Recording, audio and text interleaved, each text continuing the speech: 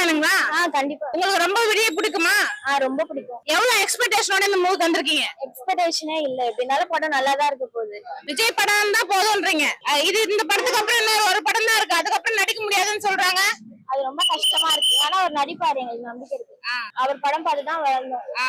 அவர் படம் பார்த்து அவர் அட்வைஸ், அவர் மோட்டிவேஷன் கேட்டு தான் வளரணுமே. டைம் ஆனதுக்கு அப்புறம் போட்டுருப்பாங்க. இப்போ கோட் படத்துக்கு எவ்வளவு எக்ஸ்பெக்டேஷனோட வந்திருக்கீங்க? வெளியில வருவேன்ல, அப்ப என்ன பார்த்தா கண்டிப்பா கேளுங்க, நான் ரிவ்யூ கொடுப்பேன். 3 hours later.